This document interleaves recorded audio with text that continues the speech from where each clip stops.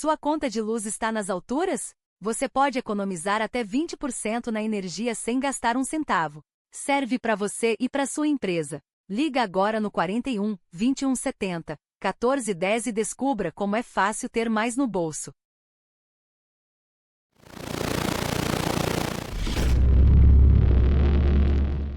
Tá difícil assistir ao seu podcast preferido sem travar? Isso é falta de Net Futuro na sua vida. Internet fibra ótica com planos a partir de 300 MB. Não perca tempo, chame agora no 41 21 70 14 10 ou faça uma visita no andar superior da rodoviária.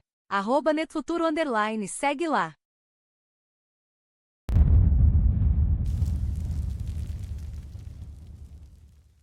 Tá na hora de mudar de vida com uma graduação de qualidade e com precinho que cabe no bolso.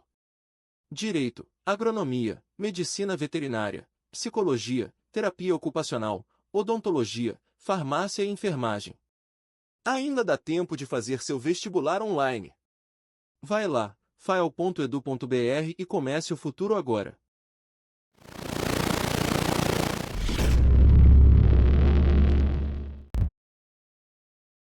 Estamos começando, olha aí. Hoje aqui, estou nesta câmera, é isso mesmo. Hoje estou dia 17/3, hoje 17 de março, uma segunda-feira. Eu sou Aramis Gorniski, sou editor da Tribuna Regional e este podcast é o Prosa na Tribuna. Antes de apresentar o nosso convidado de hoje, eu quero contar umas historinhas para você. Prosa boa tem que ter conexão de qualidade. E se tem internet rápida, tem Net Futuro. Com planos de fibra ótica a partir de 300 MB, você navega, trabalha e se diverte sem travar. Assine já. Ligue lá no 2170 1410 e garanta a sua conexão de qualidade. Quer reduzir sua conta de luz sem gastar nada? Com a Luz Futuro, você economiza até 20% na energia elétrica sem investimento inicial. É simples, seguro e garantido. Quer saber como? Também ligue para o 2170 1410 e comece a economizar hoje mesmo. Aqui temos mais um recado importante. O futuro começa com educação de qualidade. Na Unifael, você encontra cursos como Direito, Psicologia, Medicina Veterinária, Enfermagem, Agronomia, Odontologia, Psicologia. Eu falei 2 vezes aqui. Faça o vestibular e comece a construir sua carreira agora mesmo. Inscreva-se no fael.edu.br. Ainda dá para fazer o vestibular. As turmas acabaram de começar aí nesse mês de março, então o pessoal que quiser cursar uma graduação de qualidade de forma presencial, sem precisar se deslocar para a capital, está em tempo ainda no fael.edu.br. Hoje é com grande satisfação que tenho aqui em minha frente, vamos colocar na câmera central já para apresentar, nosso grande amigo Khalil Assad. Está aqui. Khalil é um historiador que é um ícone, porque eu já te conheço desde que você nasceu, desde né? que eu nasci, isso que eu ia falar. E você é um rapazinho que tua avó falava sempre, esse menino é muito inteligente, daqui a pouco, com menos de 10 anos de idade, você estava escrevendo um livro também, né? Depois partiu para estudar história, trabalhou no Instituto de Geografia, e quer dizer, foi dominando o mundo, né? Como a gente sempre brinca aqui, dominar o mundo que a gente pode dominar, né? Coisa de Lapiano. Coisa de Lapiano, exatamente. Bom Lapiano. Então, Khalil, seja bem-vindo ao nosso podcast. Olha, Fique à vontade aí. Sim, eu que agradeço. Você sabe que chegando aqui, olhando para este lado da rua, olhando para o outro lado, lembrando das peripécias que fizemos, aquele festival, lembra? O pré-festival, 1999. 99, né? E essa ligação muito gostosa com o velho Aramis, né? Aquele Velhinho. jeito taciturno dele, com a cuia na mão, eu me lembro daquela voz muito pausada dele, né? E era muito interessante porque ele recebia pessoas na sala de casa. Sim, exatamente. Era muito gostoso. Isso. E é um jeito de fazer jornal que não existe mais. Não existe. Né? É bem complicado a gente falar de hoje, né? Hoje a gente está tudo digital. Então, eu lembro com saudades ainda, como você estava falando esse tempo, da circulação de pessoas que vinham à nossa casa, porque você tinha o telefone fixo, né, e tinha a visita presencial. Sim. E hoje a gente resolve. Tem horas que você está conversando com 5, 6 pessoas ao mesmo tempo, né? Mas não é pessoalmente. Não. Então perdeu-se um pouco do sabor. Eu vejo assim que falta sabor falta tempero na vida digital, sabe? Exatamente. E lembrando, né, já que a gente vai falar hoje bastante de história, que eu acho que a Lapa teve diversos periódicos, né, ao longo da sua história, mas vocês, sem dúvida, foram os que pegaram o legado maior do velho Blay, né? Ah, sim. O pai trabalhou, essa eu vou contar também, ele trabalhou nos anos 70, acho, se não me engano, de 70 a 73, o finalzinho dos anos 60, com o seu Blay, no jornal A Lapa. Ele trabalhou 3 anos com o Blay. E aí ele foi trabalhar fora, passou num concurso no IBGE, alguma coisa assim, conheceu minha mãe, estavam morando em Curitiba em 75, e o Emílio Cardoso Pereira que foi lá convidá-lo para vir montar o jornal novamente na Lapa. Né? Tanto que no aniversário da cidade, em 1976, a edição é do dia 5 de junho de 1976, a primeira edição da Tribuna Regional. Era os tipos, o cheiro do papel, era outra coisa. Era trabalhoso, assim. Hoje praticamente você só vê tinta na hora que recebe o jornal, né? E são memórias que a gente tem, né? Me lembro do teu casamento. Eu fui no teu casamento. Sim. O sacerdote que fez era um freire louco de animado. Colocou Frei Plácido Robert. Maravilhoso. Então, isso são coisas que são muito caras e conversar fica mais gostoso ainda. E pessoalmente eu acho muito melhor, né? Com certeza. Porque a gente não tem... Eu vejo que a gente... Na vida digital, você não tem tempo para divagar. Sabe? E o devagar faz falta. Faz falta. Calil, vamos contar por que você está aqui hoje. Fale um pouco da tua formação, Calil. Eu sei que eu te encontrei tempos atrás no Instituto Histórico Geográfico do Paraná, quando a gente foi discutir a bandeira da Lapa. O brasão. O brasão da Lapa, que foi, inclusive, depois teve uma comissão que foi criada, né? Teu pai participou, você teve participação também, né? E o Instituto Histórico e Geográfico, eu fui conversar com um senhor que eu não lembro o nome. Professor Hernani Straub. Esse mesmo. Isso. Professor Hernani, um dos mais... Mestre em heráldica, né? Que a gente queria criar um brasão para a Lapa que não seja belicista, né? Que queira ou não queira, a gente está reduzindo o município da Lapa a um episódio só. Mas o hino também. Também, né? O hino também. Isso é outra coisa que eu nem tinha pensado, mas naquele momento a gente estava pensando no brasão. Então eu te encontrei lá e eu fiquei muito feliz, porque queira ou não queira, é como nós estávamos falando antes do podcast. Para a gente conseguir sair da Lapa, para a gente melhorar a Lapa, a gente tem que mais ou menos esticar nossos braços para fora e conseguir conquistar lá fora para trazer para cá. Né? E você estava lá. Me conta um pouco da tua formação, um pouco do teu trabalho. Na verdade, ter o curso de História, ele é uma consequência daquilo em qualquer área, né? Mas ter essa questão do curso é uma coisa que qualquer pessoa pode fazer. Agora, se especializar na minha paixão, e é paixão mesmo, né, cascata, que é sobre a história do Paraná e sobre história da Lapa em si, é uma alegria muito grande. Então, eu enveredei para esse caminho, né, da história social e tentando entender, porque a Lapa, se a gente for dividir o Paraná, historicamente, em 3 períodos, ele é o Paraná tradicional, que começa em Paranaguá e vai até Palmas. Né? Então, ou seja, pega desde dos primeiros habitantes do litoral e vai até a fronteira lá com a Argentina. Então, esse é o Paraná tradicional, pegando os Campos Gerais. E o Paraná Novo é o norte, que tem uma identidade paulista e mineira e baiana, né? O sudoeste gaúcho, né? E aí a gente tem alguns resquícios de alguma coisa. Então, por exemplo, o Paraná é o único estado em que um paranaense torce para o Grêmio. Meu tio torce para o Inter. Pro Inter. Meu tio lá de Marechal Cândido Rondon. Exato. Lá não tem Coxa e Atlético. Exato, que é coisa de curitibano. Isso, é Inter e Grêmio lá. Coxa e Atlético. Não, faz de conta lá. E é para curitibano e alguns lapianos. Sim. Né? É que aqui é muito Havaí e União ainda. Né? Havaí e União. E opa, que não Deus podemos ajude. esquecer da Ferroviária também, da Ferroviária, né? claro, Isso. exatamente. O seu campo ainda. Então, né? não, o pessoal levantou aquele campo lá. Levantou o grupo lá. Tá muito legal. É fantástico, porque é um legado que deixa da época. Inclusive o Clube Atlético Ferroviário, que hoje fez todas aquelas Entrou fusões, no Paraná Clube, não foi? Entrou no Paraná Clube. Tem uma história bem interessante também, porque era um clube de operários. Tanto que o de Ponta Grossa é operário, né? Chama-se operário, sim. né? Então, mas ainda tem, acho que disputa, eu não entendo de futebol. Mas enfim, então o Paraná, de uma forma geral, só pelo tipo de música que as pessoas ouvem, pelo tipo de time que torcem, pelo sotaque que eles têm, pelo tipo da comida. O Paraná não tem uma comida que você vai falar que é uma comida do Paraná inteiro. Não tem. Não tem.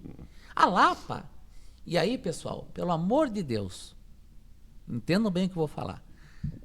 O que nós chamamos de comida típica lapiana é comida típica bandeirante, caramba! Não é lapiana. Sim. Se você for a Minas, Você pede comida. você vai ter a comida bandeirante, que é a comida... A única comida tropeira, e a gente já vai entrar em comida, mas adiantando, é o charque. Sim. Ponto. Mas também o charque se estende desde Viamão até... Exatamente. Né? Mas o que a gente pode chegar um pouquinho mais perto, tá? É justamente o charque. Certo. Pela paçoca de charque, que os tropeiros faziam, Que, por sinal, é uma delícia. uma delícia, tanto a de charque quanto a de amendoim, né? Então eles faziam, porque podia pegar um tempo ruim, então tirava do bocó, que a gente chama, né? Do bocó ou da cangalha, da buraca. Vamos explicar o bocó? Bocó, gente, por favor. Embora tivesse no pejorativo, mas é uma bolsa. Né? É uma Bocó. coisa... É como se chamasse alguém de mala hoje em dia. Isso, broaca. Broaca. A broaca coloca, tem a cangalha, tem a broaca, que em cima do lombo da mula. Isso. Mas veio tudo Inclusive, num livro que eu estou fazendo aí, vai ter um glossário, assim, tropeiro, que entrou para o nosso coloquial. Bem, então, mas olhando esse fenômeno Paraná, então eu achei que realmente eu tinha por dever escrever. Porque escrever sobre a história do Paraná e piorou a história da Lapa, há mais de 30 anos que ninguém escreve. Isso é verdade. Não tem O coisa que tem nova. são contos, mas são contos, coletâneas pequenas, coisas que eu via Esparsas. como é que chama ela, a menina que fez o do Monge também? A Giovana? Sim. Ela Professora fez, Giovana. Professora Giovana, ela fez um novo livro do Monge. Isso. Né? Eu dei uma olhada, é muito bom o livro e tal, mas, assim, dentro daquilo... Por exemplo, depois você fala sobre isso, porque nem aquele livro do Davi Carneiro, que tem uma coletânea de informações gerais da história da Lapa, a gente não tem nada que a gente possa dar acesso. Não. Independente se você gosta ou não desse livro, isso nós discutimos daqui a pouco. Sim. Mas nós precisávamos muito mais de vamos dizer assim, um resgate atualizado. Atualizado. Né? E você tem metodologia para Não isso? releitura. Não. Eu odeio releitura de história. Não, nem pode. Né? Porque releitura é coisa da nova era, essas coisas todas. Enfim. Mas continue falando. Tem muita coisa para acrescentar, né? Sim, porque muita coisa foi descoberta, muita coisa foi estudada e analisada. Sim. Porque a história da Lapa, ela se divide em 3 períodos básicos, né? Que é a formação, né? É a concretização enquanto cidade e é o cerco. E o restante? O restante a gente historicamente nem poderia ainda estudar, porque nós não temos distanciamento. Essa é uma grande verdade. Nós não temos distanciamento. Se você for ver o que é 130 anos para a história, não é nada. É muito pouco, né? É muito pouco. Que 130 anos, você comentou agora há pouco, que está fechando esse ano... Do final da Revolução Federalista. Isso. Né? Onde já o Prudente de Moraes, que é o primeiro civil, assina o tratado. Que daí encerrou a brincadeira toda. Encerrou a brincadeira toda. Encerrou, né? Federalistas e republicanos, cada um começou a entender. E aí vai começar a República Velha, né? Com aqueles mesmos. Só mudaram de cargo. Só mudaram de cargo, os do Eu Império não sei o que voltam você pra acha do República. Laurentino Gomes, mas eu gostei muito do bom, meu amigo. 1888. Aquele livro dele explica muito. Eu nunca tinha entendido como é que foi, porque quando a gente estudou, quando eu estava, você é bem mais novo que eu estava na quinta, oitava série, no primeiro ou terceiro ano, a gente tinha a OSPB, na sétima e na oitava série, professora Sandra Burda. Ela dava a OSPB, a Organização Social e Política Brasileira. E ali era uma coisa que vinha no currículo, que a gente que Marechal Deodoro, para salvar a pátria, não sei o quê, declararam a República, porque a República era muito melhor que o Império, que não sei o quê, que isso aqui. Cara, era uma contação de história, como a gente vai falar sobre a criação dos mitos.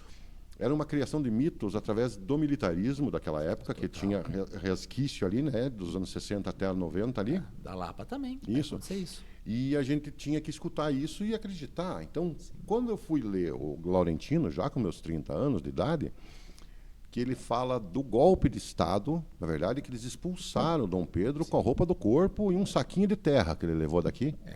E tiraram o que tinham de posses deles, mesmo pessoais, e simplesmente expulsaram. E isso foi simplesmente como um golpe do Getúlio Vargas, um golpe militar, vamos dizer, que eu não chamo de golpe, mas enfim, né? Os grandes golpes. Os grandes golpes, ou o golpe do Lula agora, como a gente está vendo. O golpe do General Dutra. Então, enfim, a gente tem um aprendizado novo. Só que, assim, como eu disse para você, releitura histórica não é o mesmo que você querer recontar a história à sua maneira. Né? Então, quando a gente nota fatos e acontecimentos que estiveram naquele momento, catalogados um a um e mostrados numa linha do tempo bem plausível, dá para entender de outra maneira. Né? E não é o que se faz hoje. Se faz muito. Você, como estudante de história, como historiador hoje, porque você já tem livros de história escritos, você pode me dizer se eu estou certo ou estou errado. Quando você quer olhar o passado sob o prisma do presente, você não consegue interpretar direito. De forma alguma. É um pecado maior, porque a gente chama de anacronismo. O anacronismo é a pior coisa, porque é fácil hoje você falar de escravizado, por exemplo, escravizado senhor, não tendo escravidão. Sim, claro. É muito fácil. Então, temos dívida histórica, temos isso, temos aquilo, temos que reparar, temos que não sei o quê. Tá.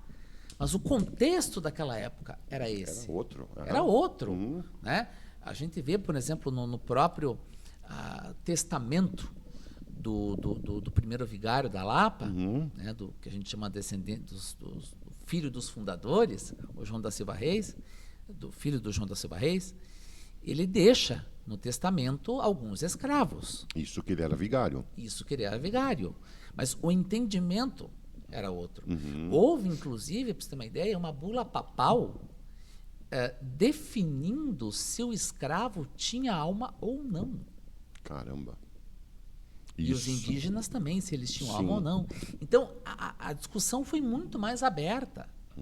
Né? Então, é muito, muito relativo. E hoje nós temos trabalhos análogos à escravidão. Sim. E não interessa a cor da pessoa, né? Na Zara que a gente veste, na Bugubó, enfim. Né? No que você vê, tem trabalho escravo na China, no Vietnã. No Brasil, tem bastante, em qualquer lugar. Enfim, né? Então, assim, é um neocolonialismo. Né? Só que a história, volto a dizer, ela se repete, não igual, mas ela se repete. Eu tenho sempre uma convicção de que o Brasil funciona de 30 em 30 anos.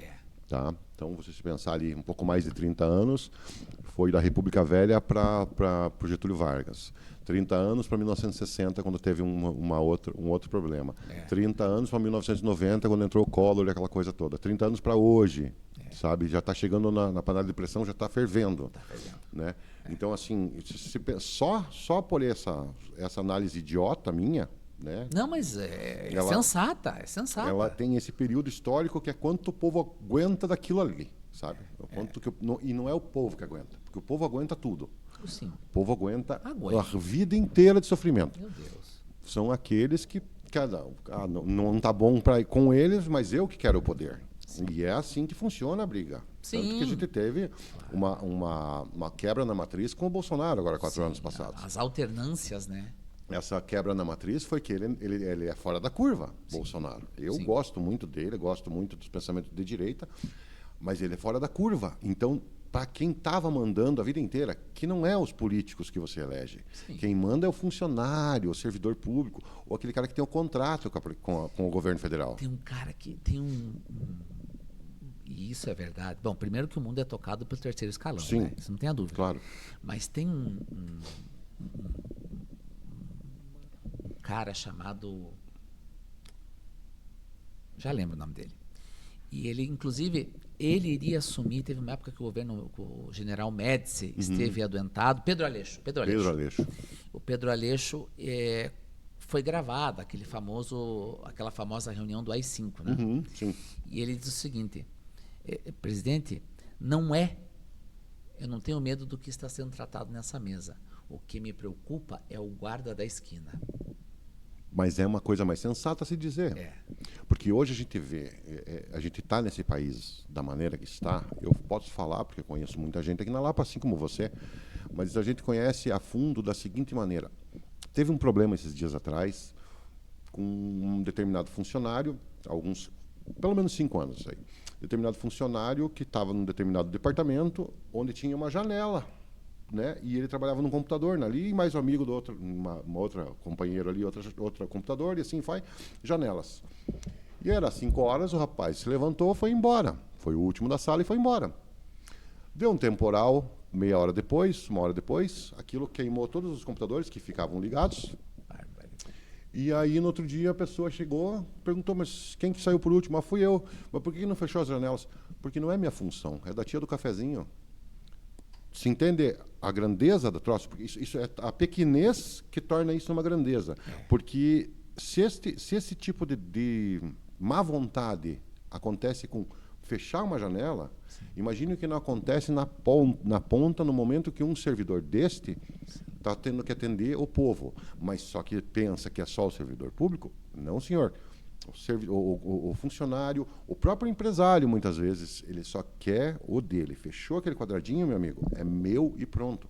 E nós somos todos assim. Sim. Ou em maior ou menor grau, queremos o nosso. Né? Não que isso seja errado, mas o querer o nosso sobre todas as coisas não é. Tá? Aí entra o grande problema, que a gente tem que ter um pouco de senso de comunidade. Né? Não tenha dúvida. E senso de comunidade, ou bom senso também, no caso desse servidor que eu estou te falando. Não foi punido de nada, não aconteceu nada com ele. Pronto, daí o município teve que comprar de novo computadores porque estragou, e servidor e coisa e tal.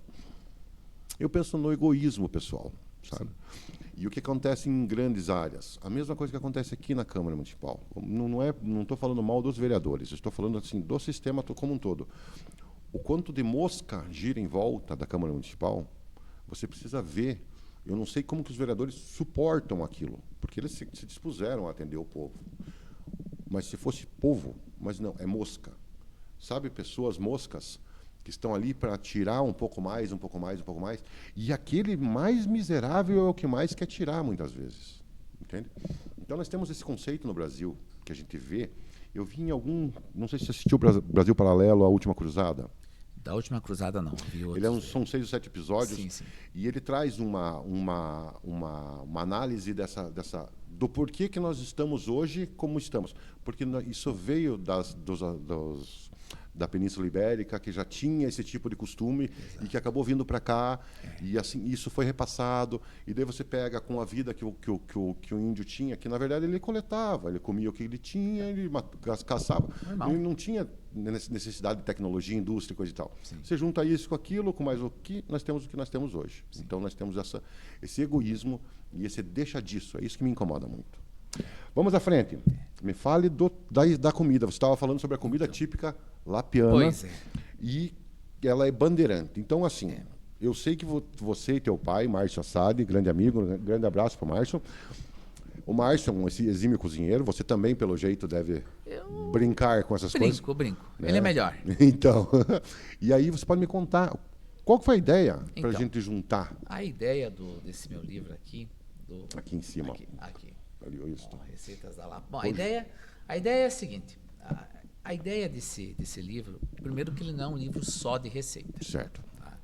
Ele é um livro de receitas históricas amarrado com textos que contam a história da nossa alimentação. Que legal, cara. Porque... então, assim, primeiro a pesquisa foi ir atrás de fonte. Né? Aí consegui achar na Casa Lacerda os livros... nos livros da Casa Lacerda, os livros de receita. Os livros de receita, e quem for mulher vai entender, principalmente quem for mulher na década de 60, 70, quando casou na década de 60, 70, 50, para baixo, vai entender que um livro de receita fazia parte do enxoval. Ah, sim. Eu coloco isso no meu livro. Né? Eu coloco. Então, assim... Então, o livro Receitas da Lapa, História da Alimentação, ele vem justamente para colocar, trazer de volta a nossa origem. Né? Porque a Lapa, vou te dar um exemplo. Né? Vamos deixar um pouquinho a coxinha de farofa Fique dela. tranquilo. Um pouquinho. Coxinha de farofa, vamos falar depois dela, porque... Eu também penso assim, mas tudo bem, vamos lá. Complicado. Mas assim, você fala da coxinha real, Sorocaba. Tá. Diz que é a melhor coxinha do mundo, do país. Né? Você fala daqueles... sanduíche de presunto, é o Mercado Municipal de São Paulo. Mortadela. Mortadela. Isso. Mortadela. Eu comi aquilo e não consegui comer. Diz que é grande o É negócio. muito ruim, cara. É ruim? Não, é gorduroso, porque a mortadela, na hora eles fritam aquilo lá. Ah, é frito? É Eu não sabia que era frito. É frito, daí eles jogam umas fatias de queijo. Não é que seja ruim, só que assim, você vai comer, eles correm pro lado assim, cara. E é um sanduíche daquele, é para 2 pessoas, bem suave. Agora é um marco do mercado municipal. E aí você tem algumas coisas. E aí, veja, o que eu cheguei à conclusão na pesquisa para o livro, né, o livro é dividido entre comida de tropa, comida de tropa, aí o que entra nos sequilhos e bolachinhas e tal, e depois nas receitas de Mariental. Ah, que legal! Eu não deixei Mariental de fora. Muito bom, muito bom. Eu sempre falo assim, Mariental não é Lapa, porque é um outro mundo, é completamente diferente. Dá para dizer que é uma cidade. Sim, Se com você certeza. entra em Mariental, você entrou em outra cidade. É impressionante assim a atmosfera de Mariental. É muito legal. É muito legal. Nossa.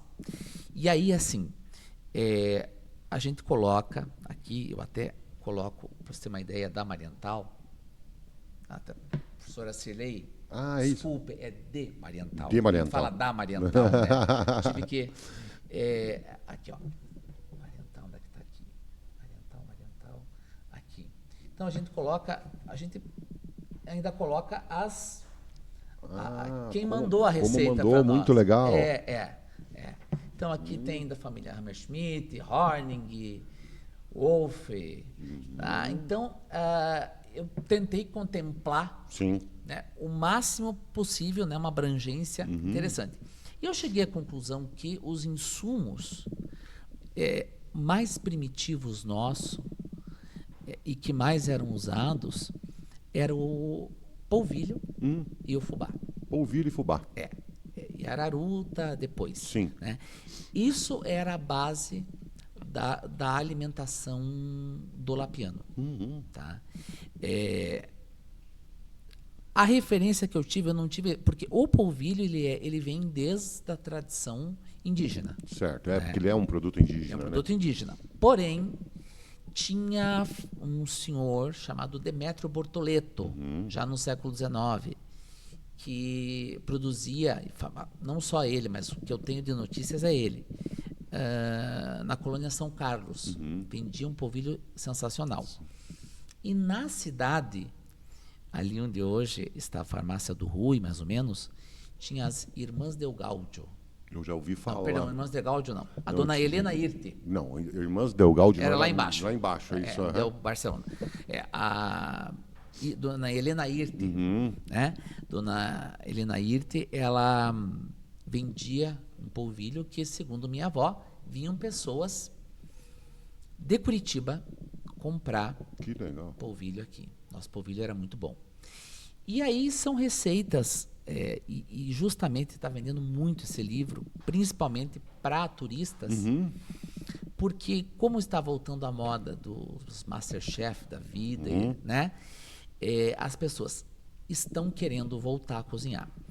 E aí aqui eu mantive, na próxima edição eu já vou dar uma atualizada, mas com as receitas, com as medidas antigas. Então, pela beirada do prato, um prato cheio e tal. Aí tem um que tem tantas libras, né, disso e daquilo.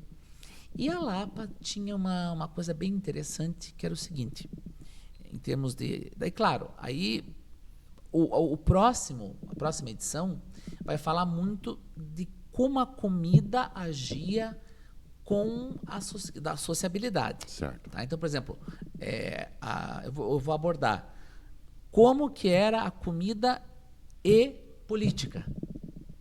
Interessante. A churrascada, a pingada e tal. Então, como que você resolve isso dentro da política, né? A comida para conquistar o pretendente, ou a pretendente, né? Então, tudo gira em torno da comida. Como tudo que é alimentação, né? A erva mate está incluída, então a erva mate, só que a erva mate eu tenho que tomar um cuidado muito maior, porque ela tem uma raiz muito mais antiga e tal.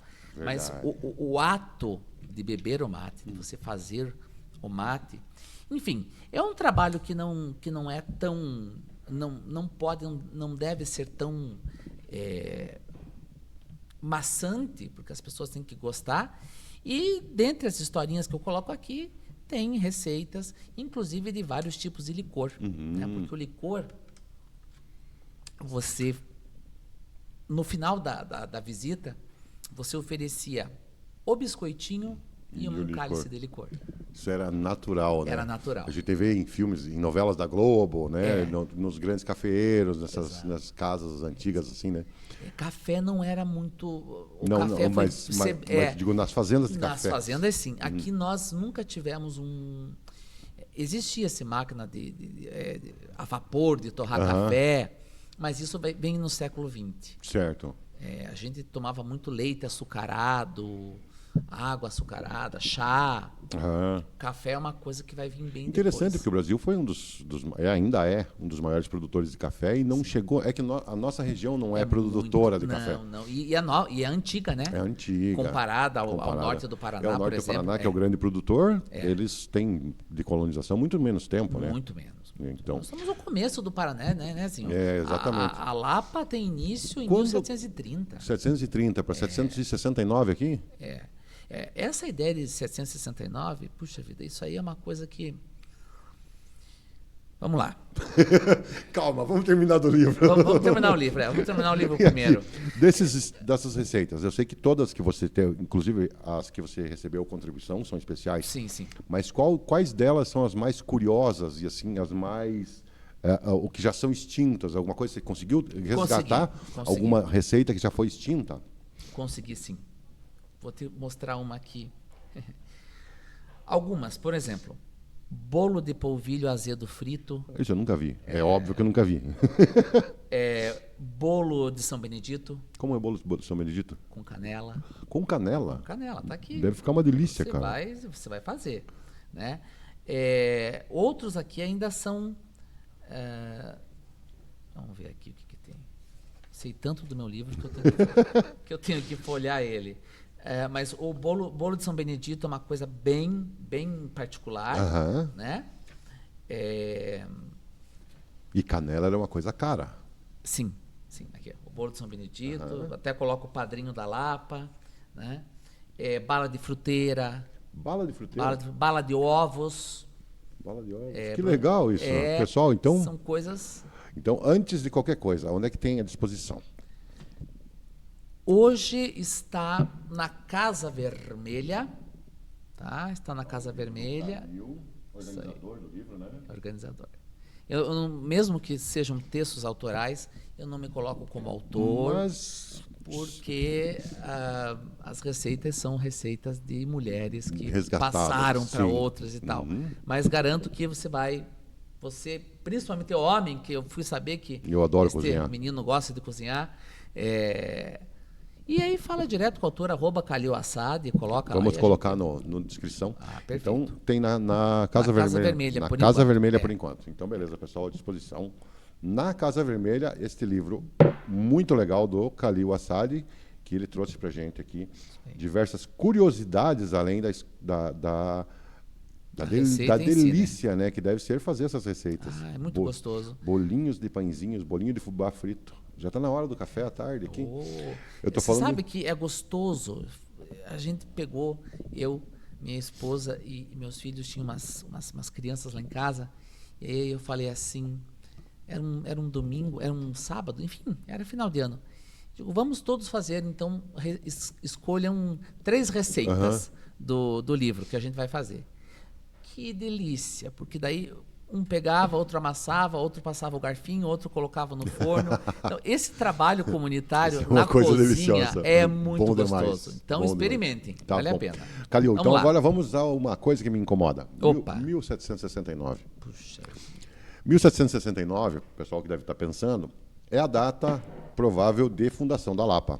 Né? Pelo menos a gente tem isso historicamente, e por essa data se é comemorado o aniversário da cidade, quantos anos tem, né? Porque o 13 de junho é o dia do padroeiro. Padroeiro. Não é dia de fundação da cidade da Lapa, né? Essa é uma data que foi determinada, decretada, que seria o dia de aniversário da cidade e em conjunto com o padroeiro Santo Antônio, né? Sim. O que você me diz disso? Então, na verdade, assim, o que a gente tem que pensar, tá? Porque, assim, vamos pensar bem didaticamente assim. Temos Paranaguá, início, aí o homem sobe para o Planalto de Curitiba e aí tem uma coisa que, pelo amor de Deus, por favor, deixa eu falar com você que está me vendo. À vontade. A Lapa é o portal dos Campos Gerais vindo de Curitiba, tá? Todo mundo acha que só Ponta Grossa é Campos Gerais. É aqui já. Aqui começa. Se você façam o que eu estou dizendo, peguem e olhem de contenda para frente quando começa a ter ondulações. Então, nós somos o portal dos Campos Gerais. Certo. Né? Pena que politicamente isso não rolou, foi, né? Não rolou. Era para ter sido. Era pra ter sido. E assim, é uma coisa que eu até não gosto de falar muito, mas eu falo porque nós fazemos parte da ANSULEP, a Associação dos Municípios do Sul-Leste do Paraná. E essa ANSULEP, eu acho que ela é uma associação nascida para não existir. Sim, sim. Sabe como? Não tem nenhum problema com quem participa, com quem na presidência. Mas ela não tem uma força. E nós fomos colocados na Associação dos Municípios da região metropolitana. E isso fez muito mal. Tá? Por quê? Porque, queira ou não queira, nós temos uma identidade de Ponta Grossa, preciso pensar muito mais, identidade de Rio Negro aqui, né, do que nós estarmos em Curitiba. Mas, por exemplo, nós temos uma capacidade muito maior do que Piém, do que Campo do Tenente, que são parte da ANSULEP. São cidadezinhas muito pequenas que fazem parte desse contexto.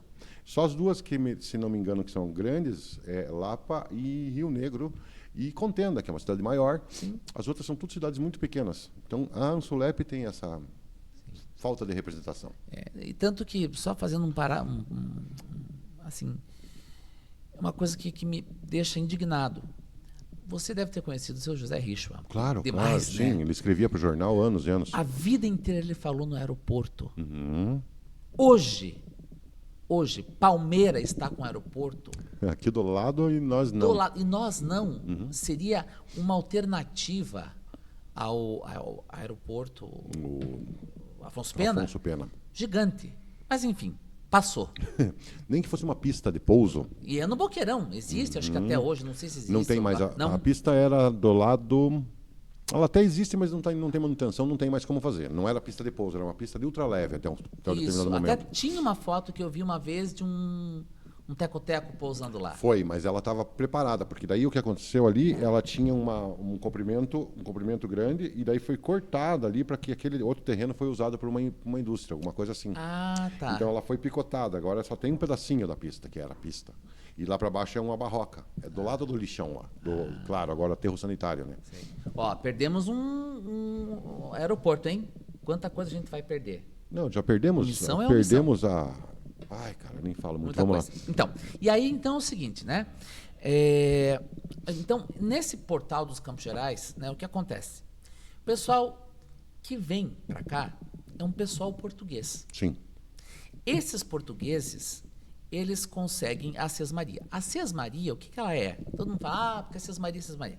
A Sesmaria, ela é ele tem origem na Idade Média, aonde o cara tinha uma concessão do rei.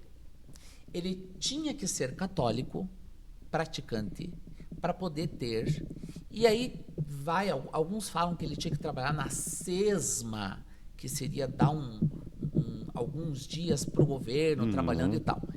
Todo esse sistema de administração português, ele vai vir para cá. E aí começa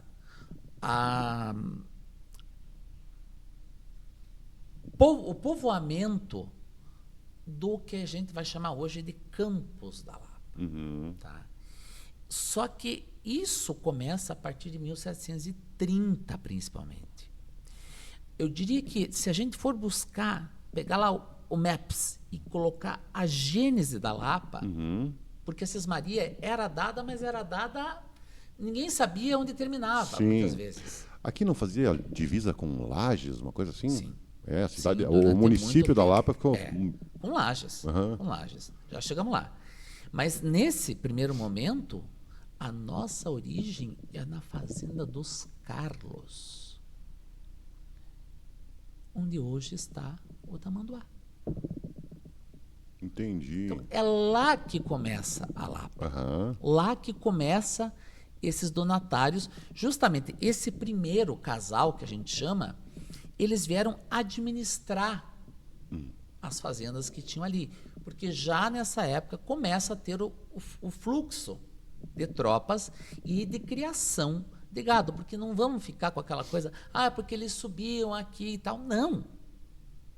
Existia também quem descia de Sorocaba para cá. Porque era metade da viagem. Sim. Né? Então, a criação dos currais e tudo mais. Então, 1730 é razoável dizer que é o começo desse povoamento. Depois tem um personagem que eu amo e que poucas pessoas conhecem, que é chamado Afonso Botelho de Sampaio Souza. O Afonso Botelho, para garantir a ocupação portuguesa nessa nossa região aqui, da onde ele vai pegar desde o litoral até Guarapuava, ele vai garantir que isso seja território português por causa do Tratado de Tordesilhas, toda aquela coisa. Então ele começa a organizar e passa então em 1769, em 68, aí tem uma divergência, uma sesmaria urbana. E aí, na verdade, a Lapa tem mais de 11 sesmaria.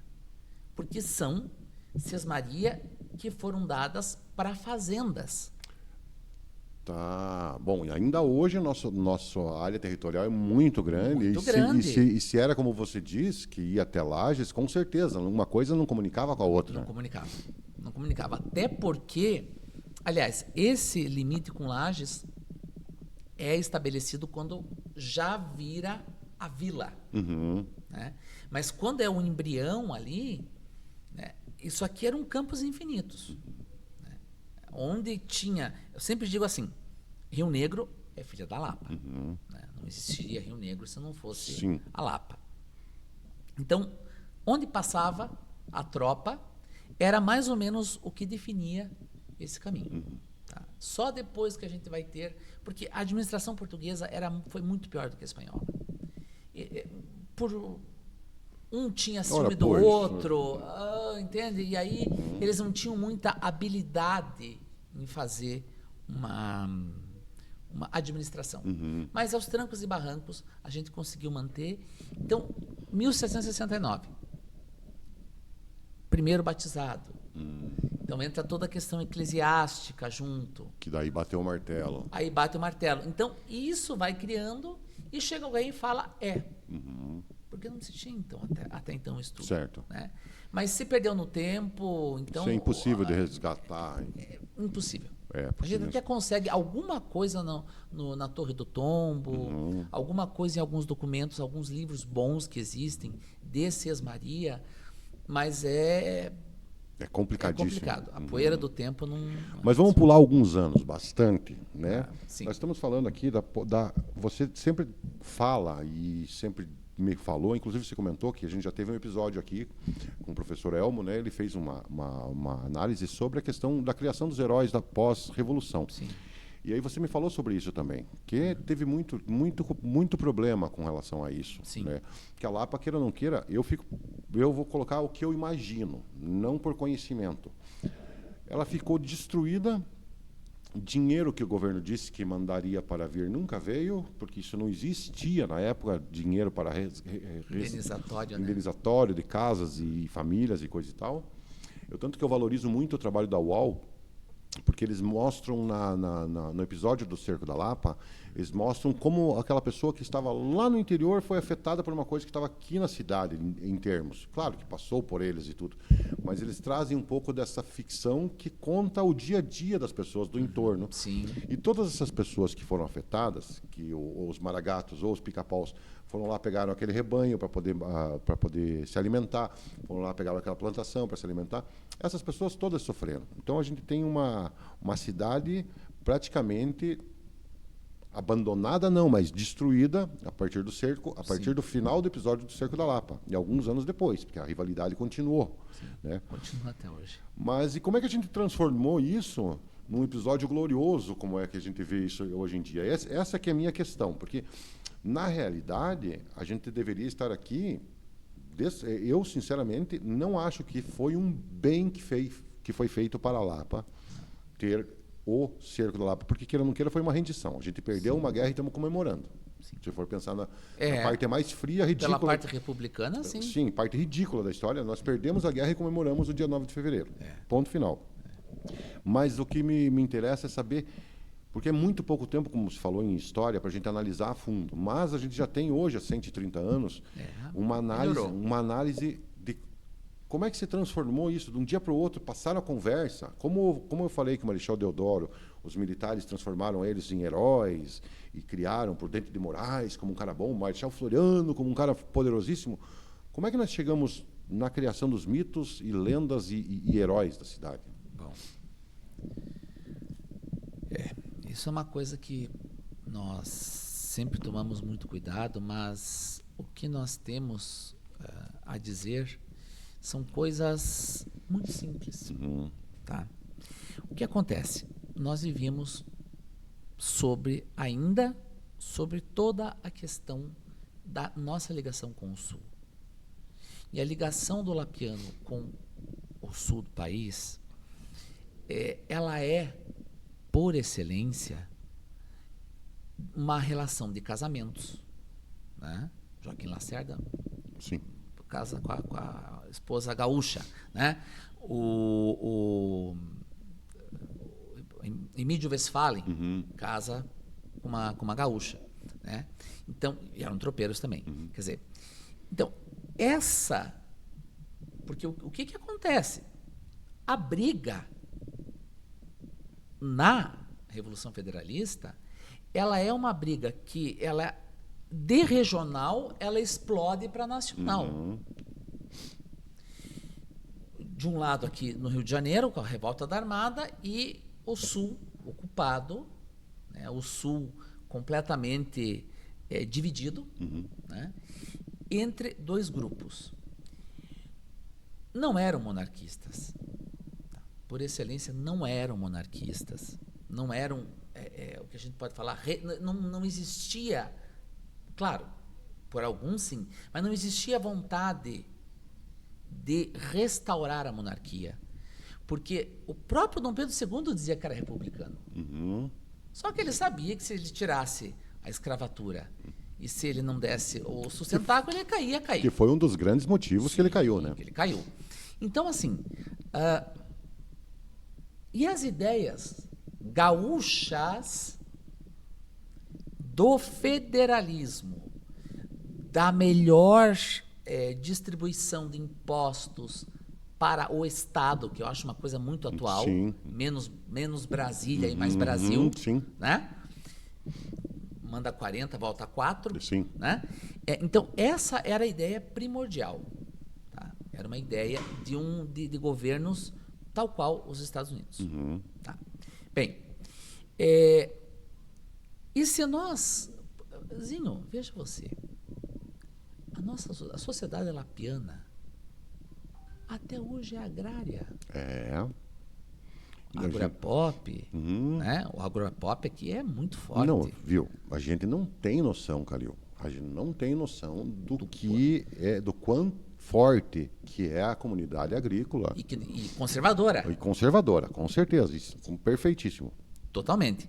Então, esse pessoal, e aí entra até a questão do Partido Conservador, Partido Liberal, essas coisas e tal, eles eram também simpáticos à causa revolucionária. Aí eu vou dar uma indicação para você de livro, para vocês entenderem bem. Voluntários do Martírio e o Diário do Dr. Wolff, que são os 2 livros que vão contar da Revolução Federalista no Paraná, do que a gente chama de fonte primária, escrita na época, no calor do momento. Aí sim. O Paraná, principalmente quando o Vicente Machado vai para Castro, some, o Paraná está sob um governo federalista. É o Menezes Doria. Durante todo o período do cerco, Curitiba está sob um governo Maragato. E foi ali que o menino vendeu a cidade? Sim, o Barão. O Barão do Cerro Azul. Do Cerro Azul. Entende? Quer dizer, se nós tínhamos um governo federalista mandando no Paraná no período revolucionário, é porque pouca coisa nós não éramos. E a Lapa existia, vou te dar nomes. Família Westphalen, Maragata. Família... talvez família Elk. Né? Essas famílias mais tradicionais, eles eram maragatos por excelência. Conservadores. Família Lacerda. Sim. Né? Família Lacerda, perdão. Família Braga. Né? Então, existiam as famílias. Essas famílias facilitaram a entrada e facilitaram com que o cerco acontecesse. Você vai pelear, vamos supor, sei lá, Cacequi. Tá? Você está chegando lá, que é numa cidade do Rio Grande do Sul. Você vai pelear em Cacequi, você não conhece nada. Como é que você sabe quais são os pontos Você não sabe, você vai procurar alguém que saiba. Entendeu? Quer dizer, aí começa a coisa. Abdallah Dardak, de saudosa memória, uma vez ele me explicou uma coisa bem bacana. Esses pontos, eles foram pontos de extrema importância, os pontos que a Lapa esteve sitiada. Certo. E de modo que a cidade, ela recebia pela gravidade, né? Se a gente for pensar do alto do Monge, Sim. do alto da cruz, daqui para cá. Só que não existia, naquela época ele falou o termo tiro vertical, que era para rebater. Então, só vinha. Caramba. E não conseguia. Tem uma foto num livro bem antigo, que tem eles lá do Monge, que aparece a foto dos canhões e um povoadinho aqui embaixo. Assim, isso. Né? Então, é óbvio, né, que a gravidade era muito a favor. Sim. E é claro, vai começando a terminar tudo, né? Todo mundo vai sofrendo. Quem puder ler o livro chamado O Cerco da Lapa, do começo ao fim, maravilhoso. Mas ele deve estar esgotado. Até quero ver se eu consigo reeditar ele. E ele fala, né, que chega uma hora que não tem mais como. E vai apertando o cerco. Sim. E esses caras davam a vantagem para que eles entrassem pelos quintais das casas. Isso é uma coisa interessantíssima, porque se as famílias estivessem realmente defendendo, não deixariam passar. Não deixariam, de forma Exatamente. alguma. Não deixariam fazer barricadas, iam lutar muito mais e tal. Por isso que o Wolff, ele fala que é dia por dia. Sim, entendi. Que ele fala. Inclusive, depois da rendição, ele ainda fica um pouco mais Sim. na Lapa. Um sofrimento terrível. Imagino. Né? Certo. E aí, então a gente coloca, éramos então republicanos? Ou não. Ou não? Eu já dizia Gilberto Gil, né? Exatamente. Ou é Caetano que fala ou não. Ou não. Né? E aí, o que vai acontecer? Vai acontecer que, porque fica esse hiato, né? A Lapa entra no século XX e o que eu tenho conseguido entender até agora, porque em história a gente sempre diz que existe um evento de curta alongação e um evento de longa duração. Um evento de longa duração é, por exemplo, o ciclo da madeira. Sim, anos, décadas. Não parou. Sim. Não parou. Eu tenho que a madeira foi o que reergueu o município depois. E aí nós chegamos no governo Vargas. Tá? E é justamente pela influência do Davi Carneiro, que era um positivista roxo, Sim. e a República se faz Em cima disso, dos positivistas, que publica o primeiro livro sobre o cerco, que é o Cerco da Lapa e seus heróis, Sim. na ditadura Vargas. Então, todo o discurso vai enaltecer o Carneiro, o Dulcídio, né? Vai trazer toda uma vantagem, né, para aqueles que tombaram, e aí vai mudar todo o discurso. Então, o discurso está pela influência do Davi Carneiro. Pela influência. Ele tinha esse acesso ao... Porque, como você disse, porque o Getúlio Vargas, para quem não sabe, ele era do Rio Grande do Sul. Sim. Então, muito mais ligado a as pautas do sul do Brasil. Caudilho, né? Caudilho mesmo, né? Né? Isso. Então, a gente tem... Eu não sabia dessa ligação entre os dois. Né? Porque o que eu sei, né, é que a partir de 1920 e 30, ali, logo depois que foi 1930 que entrou o Getúlio, 30. Que teve a Revolução... Primeira vez, 30. Depois ele saiu em 45, depois ele volta. Em 37, que é a ditadura propriamente dita, né? Não, mas ele está no governo de 1930. Daí, 45 ele sai. E daí ele fica algum tempo fora, e daí volta pelo voto. Volta pelo voto, exatamente. E que neste momento, nesse 1930, é que foi buscado, inclusive o Panteão dos Heróis foi começado a construir na década de 30, que foi inaugurado no cinquentenário do episódio do Cerco da Lapa, né, para trazer os heróis, aquela coisa toda. Então, assim, essa construção que nós temos, é como eu te disse, por que eu gosto do trabalho da UAL, da União dos Artistas Lapianos? Porque eles mostram que existia vida fora do cerco. Sim. E que ainda existe hoje vida fora do cerco. Nós vivemos muito essa história de que nossa cidade de bravos e não sei o quê. Nós não podemos viver isso. Você é filho do Márcio, você a vida inteira deve ter acompanhado ele em todas as lutas dele para trazer turismo para cá. Nós temos esse episódio, temos que aproveitar, mas nós temos muito mais. Mas isso não traz um turista hoje? Assim? Eu imagino que não, cara. Não traz. Você sabe uma imagem que eu tenho de um turista? É o seguinte, venho com a minha esposa e 2 filhos de 10 e 8 anos de idade, de manhã. Legal, cheguei 8 e pouco, 9 horas, circuito dos museus. Ou um teatro, museu histórico, vai lá na Casa de Câmara e Cadeia, muito legal. Volto no Museu da Moda, vou na Casa Lacerda, dou uma olhada no Panteão. Morra, legal. Vou almoçar lá no Espaço Único. Comida boa pra caramba, tá bom? Aí depois do almoço, 2 horas que eu terminei de almoçar, minhas crianças brincaram nos brinquedos que tem no Espaço Único, eu vou sentar na praça. Eu vou olhar para minha esposa e vou dizer, e agora? E agora? Nós não temos turismo para um dia, Calil. Não é para um final de semana. Tinha uma época que nós tínhamos turismo para um dia. Tá? Na época do pré-festival, 1999, naquela década de 90 que funcionava. O Monge podia ser uma bagunça, mas ele era um ponto de turismo. Nossa, meu Tá? Deus.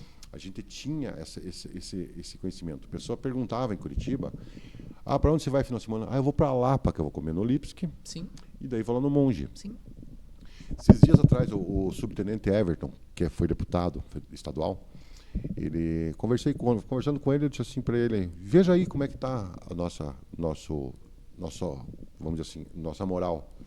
E ele perguntou, uma porção de gente, ele trabalhando lá e tal, e aí se fosse para sair no final de semana, só no domingo, ir almoçar e voltar, onde seria? Então, 70% é Morretes e 30% Vitimarsum. Tá, cara, a Vitimarsum é uma rua. Sim. Não desmereça o trabalho deles, porque eles são muito, muito esforçados. São. A Vitimarsum é uma rua. O Caminho do Vinho é uma rua. Vai e volta. E acabou. E você não tem uma atração, você não tem uma praça, você não tem nada. Só que daí aqui na cidade eu sempre falo, a gente precisa pensar na seguinte situação. Dias atrás, que dia que foi, Leleu? Aquela apresentação que vocês fizeram foi em novembro, dezembro? Outubro. Em outubro, na praça. Eu saí com o meu cachorro, com a minha esposa, e daqui a pouco parei o carro ali na praça, estava tendo uma movimentaçãozinha. O pessoal da UAU, mais uma vez, reunido ali, fizeram um círculozinho, o Paulo Campos, com o violãozinho dele, e fazendo o interlúdio ali, então entrava, o pessoal apresentava um próximo quadro, e daí vinha o pessoal da UAU e fazia uma brincadeira, fazia um show de palhaço, fazia uma esquetezinha. Daqui a pouco está com 85 pessoas ali assistindo. Olha só. Tá? Sentado no gramado, com o meu cachorro do lado, certo? Cara, que delícia viver a Lapa desta maneira. Me lembrou do pré-festival. Sim. Eu lembro do pré-festival que tinha uma mulher que fazia arte, e a arte dela era coletar unha. Você lembra dessa? Então, no saguão do teatro, no saguão do teatro. Eu lembro. Você cortava a unha e levava lá. Lembro. Mas, enfim, coisas loucas, mas movimentou. Então, assim, eu chego em Morretes hoje. Eu sempre falo isso aqui, eu falei com o Bruno Chuchu aqui. Ah, sim, eu estava assistindo. Que estava no Conselho de Cultura, ele sempre incentivador, enfim. Eu chego em Morretes, que também é daqui, ali na esquina. Aliás, um abraço, Bruno. O Bruno é um parceirão. Aí, eu chego em Morretes, eu paro ali naquele coreto, certo? Beleza? Depois que a gente já foi, dá uma voltinha ali por trás, que não tem mais nada. Não tem mais nada. É aquele coreto no início do rio. Aí você anda, se der 500 metros é bastante, até aquele restaurante que é por cima do rio lá no final. Sim, sim. Não sei o nome daquele lá. É o restaurante Morretes, eu acho que é aquele. Porque o Madaloso é do outro lado da rua. Sim. Exato. Aí você andou aqueles 500 metros, só que assim, no primeiro metro, você já tem um cara fazendo estátua viva, tá? Daqui a pouco, no segundo metro, você tem um senhorzinho tocando violino de costa pro rio, porque você pode tirar foto ou filmar aquilo, e fica bonitinho e tal. Mais 3 metros, você tem uma barraquinha de um cara pintando azulejo, tá? E não é isso só que eu digo, mas, cara, você vai lá, você tem o que ver. Desculpa, a Casa Vermelha é ótima, a Casa Lacerda também tem material para você comprar, para ver, o teatro também tem. Mas é outro tipo. É outra coisa, não? É outra coisa. Olha, assim, o que acontece é o seguinte, Morretes existe porque tem o trem. Sim. Né? Só que assim, fizeram uma pesquisa que fez assim, quem volta para Morretes é porque desceu uma vez com o trem, gostou e voltou. Uhum. Né? Isso é fantástico em turismo. Sim, claro, ótimo. Né? O que falta, e o que está, por exemplo, nós estamos perdendo para Guajuvira. Não, fera, nós estamos perdendo para Porto Amazonas. Porto Amazonas, rapaz. Quer dizer, Guajuvira conseguiu ter a sacada, que são algumas propriedades ali e tal, a experiência. O pós-Covid trouxe para nós a experiência. Eu quero respirar, eu quero colher o morango, eu quero colher... O caminho do vinho nem se fala. Não, o caminho do vinho já é de antes também, né? De antes, né? Mas, quer dizer, nós temos que nos voltar para o rural e nós temos que nos atualizar com aquilo que nós temos. Veja bem uma coisa, Vou te dizer uma coisa, e não é nenhuma crítica à administração. Não, O que eu vou dizer é o seguinte, existe todo um protocolo que a gente estuda em história com relação, mas assim, se você pega um turista que entra no Teatro São João e tem rinite, ele não entra em lugar nenhum mais, porque ele vai atacar a rinite dele e vai embora. Pro resto. Então, assim, é caro manter o museu. É caro. Né? É caro você tentar. Então, assim, mas é a identidade da Lapa, querendo ou não. Nós não podemos acabar com os museus. Sim, eu amo museu. Né? Eu cresci na Casa Lacerda, vivo até hoje lá. Então, a questão não é essa. A questão é, tem o museu, mas tem isso, aquilo e aquilo. Né? E outra coisa, eu quero segurar o cara mais de um dia. Eu quero que ele durma. Né? E nós temos, graças a Deus, que eventos temos. Temos eventos. Sim. Capacidade de carga. Tá ali na estica, mas vai. Né? Os grandes eventos são indutores do turismo. Sim. Né? Mas eu digo assim, turismo não é para amador. Turismo é para gente que sabe o que é uma operação turística. Tem que ter carisma, tem que ter vontade de servir, tem que ter vontade e uma amplitude de ler a mais do que aquilo que está em volta, de saber ler o cliente. Não vamos longe. Pensando justamente no lucro, existe o mercado LGBT. É o mercado que mais gasta. É o mercado que mais... Aqui em Curitiba, nós temos um público de 2 milhões, 3 milhões de pessoas para trazer para cá. Exatamente. Então, assim, se você pega os nichos... que você mostra um selo de segurança na rua, que você mostra um selo de segurança alimentar, que você vai trazer. Só que eu falo com os meus amigos que têm agências lá, eles falam o seguinte, Calil, é difícil vender a Lapa, porque ninguém aguenta mais. O cara veio há 30 anos atrás no Monge, ele chega lá, ele não tem mais, e aí Monge é um troço que eu nem gosto muito de falar, mas assim, tá aí, né? Na primeira página, que ironia. É que o Romanelli vai sair para reeleição no ano que vem, né? Então. Pois é. Então, você veja, mas nós temos a Praça do Cristo, que é um lugar maravilhoso. Sim, ainda temos. Ainda temos, que é um lugar, nossa, para você sentar com a tua família lá, maravilhoso. Então, assim, o buraco é mais embaixo. Sabe? Eu acho que nós temos todo o potencial. Agora, nós não podemos tornar o turismo romântico. Porque o ideal... Não, gente. Não, é o turismo prático. Você vai abrir uma MEI... quer fazer pelo turismo? Abre uma MEI no começo... Pega lá tua chacrinha, faz, mostra teu diferencial e ganha dinheiro que todo mundo vai ganhar junto. Turismo é isso. Nós temos agora, com a gestão do Diego aqui, criou a Secretaria de Cultura, né? Eu estou torcendo para o pessoal, o pessoal já está começando a trabalhar, foi nomeado agora esse mês. Eu tive conversando com a Nara. Isso, e eu estou torcendo muito para que isso seja uma iniciativa que venha a realmente trazer frutos. E eu ouvi falar muito bem dela. Claro. Tá, ouvi falar muito bem dela, eu estou desejando aqui para você muito sucesso e nos colocando Nara. a Tribuna Regional, o podcast à disposição. Vou convidar você para vir para cá, daqui uns dias a gente marca uma data aí. Eu acho que cultura e turismo, por mais que elas dialoguem, a cultura está muito mais para a educação e o turismo está muito mais para o desenvolvimento econômico. Certíssimo. Porque mas turismo é negócio. Que a cultura, nós precisamos, assim, eu vejo a dificuldade dos nossos agentes culturais aqui, né? Ou os poucos que sobrevivem, os poucos que conseguem levantar e dizer assim, estou fazendo alguma coisa, sem um planejamento e sem um norte. Entende?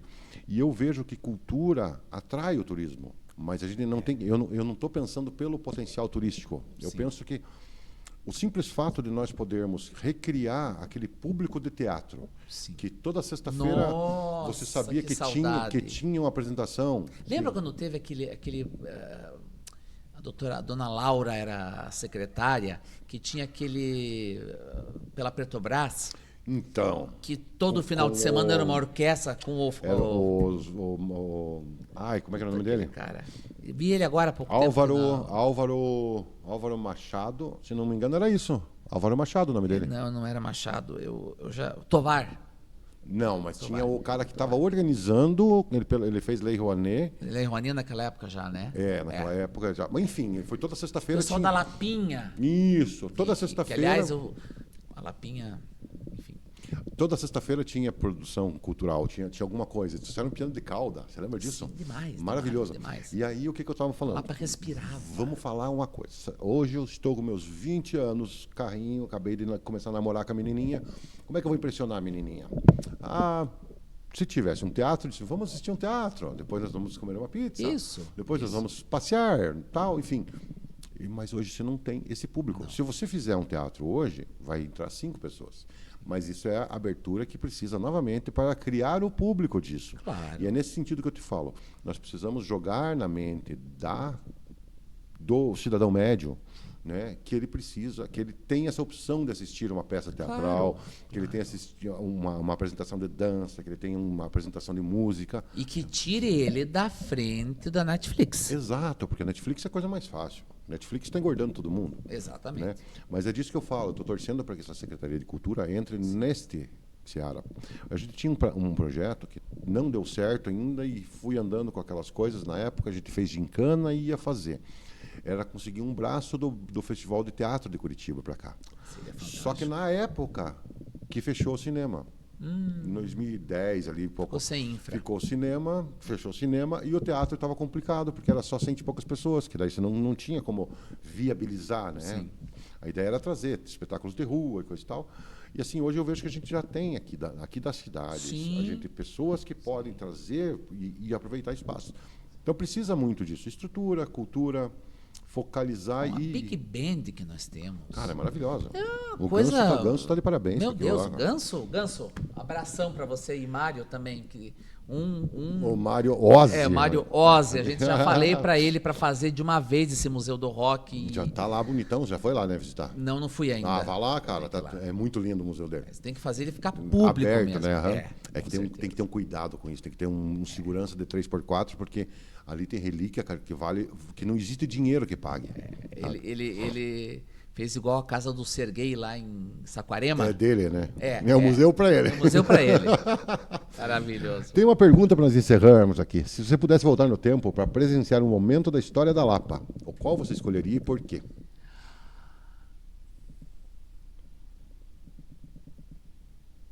Caramba. Eu acho que eu gostaria de voltar entre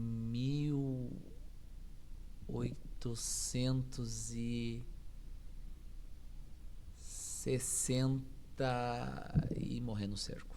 Morrer no cerco. Morrer no cerco. E sabe qual é o momento que eu gostaria? É. No momento que matam o General Carneiro. Mas você gostaria mesmo de viver essa época? Eu gostaria. Eu gostaria porque a Lapa, ela vibrava. Uhum. Ela vibrava a cultura. Quer dizer, você ter um... Tanto que o próprio imperador esteve aqui. Sim. Que ano que foi? Sim, 80. 80, aham. 80. Esteve aqui em 80 e poucos sabe, mas a princesa Isabel esteve aqui em 84. Oh, que legal. 4 Não anos sabia depois. dessa. 4 anos depois. E ela descreve a Lapa. Uhum. No diário dela, ela fala que ela colheu belas flores nos campos da Lapa e tal. Mas essa época em que a Lapa, uma pequena vila, uma pequena cidade, tinha assim, muita gente analfabeta, mas muita gente analfabeta. E dessas pessoas analfabetas, ter uma associação literária, ter pessoas que foram para Coimbra, que foram para São Paulo, que voltaram e que a cidade tinha toda uma infraestrutura começando, né? Irmandades fazendo procissões, casamentos acontecendo, sabe? É uma vida, essa coisa né? bucólica, sabe? Eu queria voltar. E eu queria morrer no cerco, porque o que veio depois...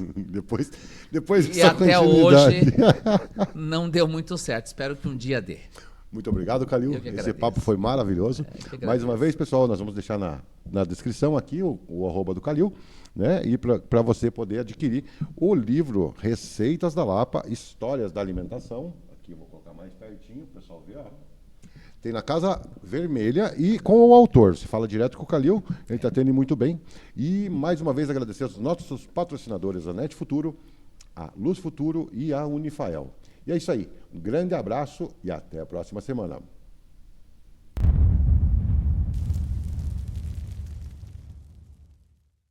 Sua conta de luz está nas alturas? Você pode economizar até 20% na energia sem gastar um centavo. Serve para você e para sua empresa. Liga agora no 41 21 70 14 10 e descubra como é fácil ter mais no bolso.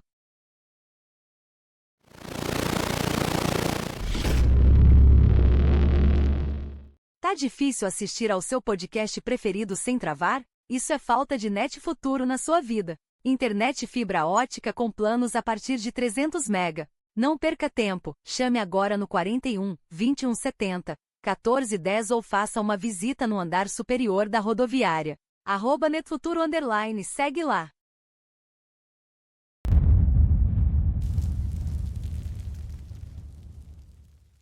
Tá na hora de mudar de vida com uma graduação de qualidade e com precinho que cabe no bolso. Direito, agronomia, medicina veterinária, psicologia, terapia ocupacional, odontologia, farmácia e enfermagem. Ainda dá tempo de fazer seu vestibular online. Vai lá, fael.edu.br e comece o futuro agora.